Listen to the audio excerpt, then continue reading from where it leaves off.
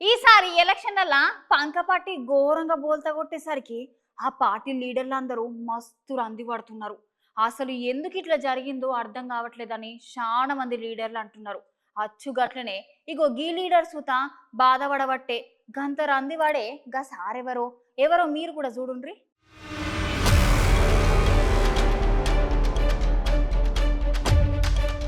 అవునల్లా ఈసారి ఎలక్షన్లలో ఘోరంగా ఓడిపోయేసరికి పంకపాటి లీడర్లు అందరికి ఓటమి మింగుడు పడతలేదు.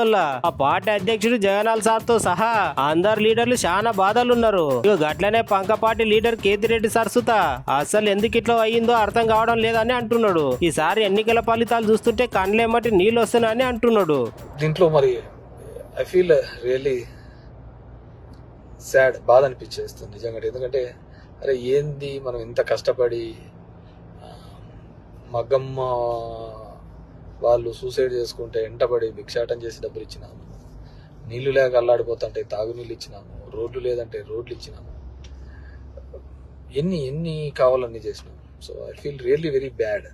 ధర్మవరం పట్టణంలోనే ఎప్పుడు నేను నిరంతరము ఎప్పుడు అందుబాటులోనే ఉంటాను.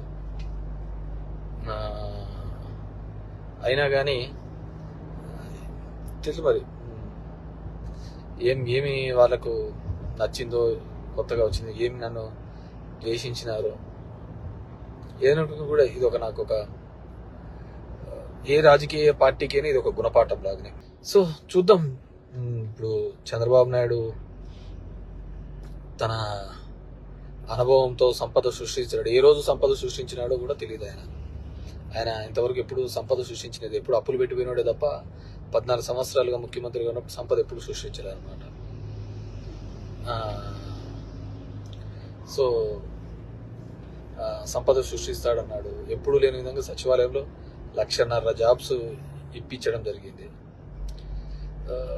ఇవన్నీ కూడా ఇక్కడ క్యాలిక్యులేషన్లోకి రాలేదు. జనం దగ్గరికి సేవలు రావాలి. కరోనా లాంటి క్లిష్టమైన పరిస్థితిలో ఆ కుటుంబానికి తోడుగా ఉన్నాడు. మేబీ మనుషులంటే అలాగే ఉంటారేమో మరి తెలియదు. కానీ ఏదైనప్పటికీ కూడా నా పార్టీ కోసము నిరంతరము కష్టపడిన వైఎస్ఆర్ కాంగ్రెస్ పార్టీ కార్యకర్తలకు, నాయకులకు, నాకు ఓటు వేసి నా ప్రజలకు